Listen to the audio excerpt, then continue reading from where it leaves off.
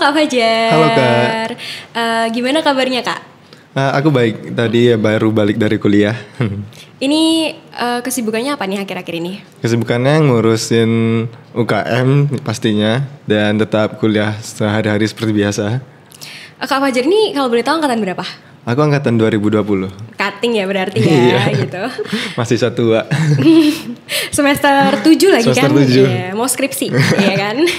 Terus ngomongin soal UKM nih, Kak Fajar ini kan merupakan ketua ya dari UKM Unit Selam, karena kita bakal ngobrolin UKM ini gitu. Aku tuh denger nih Kak, kalau Unit Selam tuh dipanggil juga namanya tuh Gadiso sama Unyil. Benar. Unyil tuh kan lucu banget ya nama Unyil tuh kan. Dulu tuh kan tuh aku tuh ngiranya tuh kartun gitu. Terus di UKM Unit Selam nih ngapain aja sih Kak? Terus kok bisa ada nama Gadiso sama Unyil? Oke, kalau UKM Selam itu merupakan salah satu UKM di sekber olahraga di UGM. Itu kita biasanya berkegiatan di seputar konservasi sumber daya bahari serta kemampuan penyelaman. Kalau untuk nama Gadiso sendiri itu kepanjangannya Gajah Mada Diving Society. Terus kalau untuk Unyil sendiri, Unyil itu kepanjangan dari unit nyilem dalam bahasa Jawa. Nyilem kan artinya nyelam gitu. Nyilem agaknya ya. Nyilem, jadi nyilem unyil, gitu. jadi bisa kedengaran lucu dan bisa diingat dengan mudah gitu. Tapi kalau di UGM sendiri dipanggilnya apa nih? Unyil atau Gadiso atau? Kalau di antara teman-teman UKM atau di dalam Forkom UKM itu biasa tetap dipanggil Unit Selam atau UKM Selam. Tapi kalau kita ada juga Forum Penyelam Mahasiswa Seluruh Indonesia atau disingkat dengan FOPMI, itu biasa lebih dikenal dengan Unyil. Jadi kalau ada kegiatan itu teman-teman Unyil gitu. Ya teman-teman Unyil dari UGM gitu kan. Lucu sih namanya sih. Terus ini Kak, ngomongin soal UKM Unit Selam nih, kayak sejarah berdirinya tuh gimana sih awalnya gitu?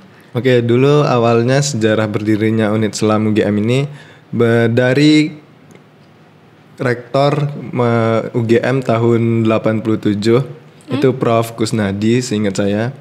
Itu merupakan salah satu pengurus besar PB POSI atau biasa disebut dengan Persatuan Olahraga Selam Seluruh Indonesia. Nah, dari anjuran atau dari sarannya Prof. Kusnadi itu diberangkatkanlah 4 mahasiswa, ada dari perwakilan dari Satmenwa, ada perwakilan dari Mapagama, juga mahasiswa ekonomi, serta mahasiswa filsafat seingat saya.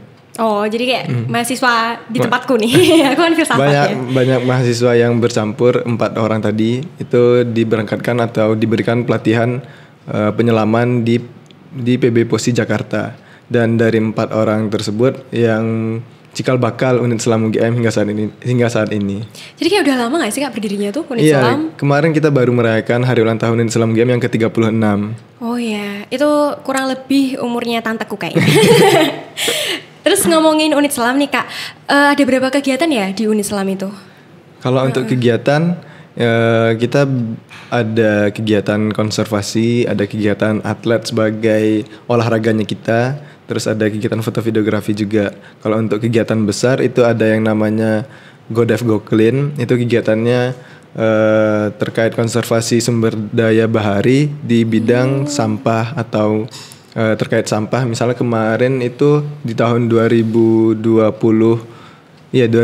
seingat saya itu ada kegiatan di Karimun Jawa terkait mikroplastik yang ada di lautan Karimun Jawa. Lalu untuk kegiatan yang lainnya seperti ekspedisi Nusantara bawah air itu lebih ke kegiatan eksplorasi. Untuk teman-teman Unit Selam UGM menjelajah jauh ke semua wilayah Indonesia. Dan yang terakhir itu 2021 ada kegiatan di Wakatobi. Jauh nggak sih itu? Sangat jauh. Yeah. Lalu kegiatan yang lainnya ada yang namanya Reef Recovery atau Reef Check. Itu kegiatan konservasi sumber daya bahari juga dan berfokus pada terumbu karang seperti transplantasi ke terumbu karang dan monitoringnya. Yang terakhir itu di Pulau Kangean tahun 2022. Dan tahun ini bakal diadakan lagi Reef Recovery yang ke-9 itu di Banyuwangi Bangsering. Oh, tahun ini? Tahun ini. Di Banyuwangi. Banyuwangi. Wah, Kak Fajar bakal ikut deh. Kemarin sudah ikut survei lapangannya, tapi untuk yang berangkat ke lapangan teman-teman anggota unit Selam UGM yang lainnya untuk memberikan kesempatan pembelajaran bagi teman-teman yang lainnya.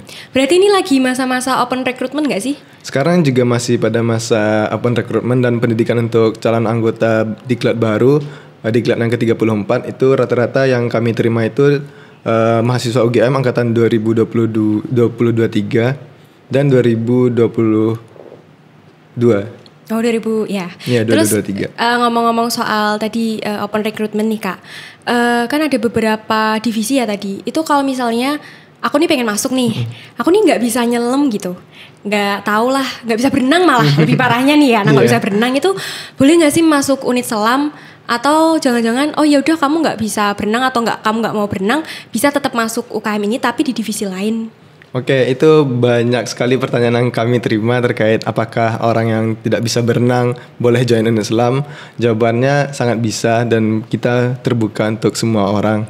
Dan di masa pendidikan unit selam UGM itu kami memfokuskan di kemampuan dasar. Kemampuan dasar itu ada berenang, tahan nafas dan lain-lainnya untuk sebagai bekal ilmu survival yang paling dasar gitu, yaitu search and rescue. Nah, jadi kita sama-sama dari nol belajar berenang. Setelah diklat untuk belajar renang, kemampuan dasar, baru kita berani untuk mendidik teman-teman anggota baru untuk menggunakan alat scuba atau alat penyelamannya. Biasanya latihannya tuh di mana sih Kak? Kalau untuk di Jogja atau di DIY sekitarnya itu karena nggak ada laut ya, laut selatan jauh juga dan nggak mungkin juga nyelam di laut selatan kan. Agaknya 1 jam nggak sih ya? Lebih ke mengerikan ya. Mengerikan, jauh juga 1 jaman gitu. Pamali juga nggak sih? Mitosnya kan banyak. Mitosnya banyak gitu. Jadi nggak mungkin kita sering-sering kegiatan di laut. Dan kalau untuk latihan rutinnya biasanya itu di kolam renang. Dan yang terdekat itu dari kami itu ada kolam renang Skoco Magelang dan kolam renang Tirta Yuda Bakti di Klaten. Iya. Jadi kayak sering latihannya tuh di situ gitu. Benar. Terus balik lagi soal tadi diklat, itu kayaknya seru sih kalau bahas diklatnya itu kan tadi sempat ke Wakatobi, ke Karimun Jawa. Jadi selama Kak Fajri kan berarti udah 2 tahun ya di UKM Selam, kurang lebihnya. Kurang lebih 2 tahun. Iya. Pengalaman apa sih Kak yang menarik selama diklat gitu? Apa yang Kak Fajar temukan gitu selama diklat itu gitu? Kalau selama pendidikan latihan dan masa pendidikan waktu masih calon anggota dulu, itu kayak kebersamaan bareng teman-teman diklatnya itu tiap minggu pergi ke kolam sebanyak 5-7 kali bolak-balik ke kolam tiap minggu. Muka yang panas kebakar di siang terik matahari di kolam. Itu pakai sunscreen gak sih? Kalau di kolam kita masih pakai, ada beberapa yang masih pakai sunscreen, tapi kalau di laut karena peduli terhadap konservasi sumber daya bahari tadi, kita tidak memakai sunscreen. Kita lebih ke melarang teman-teman unit selam untuk memakai sunscreen gitu. Tapi nggak panas juga kan di laut?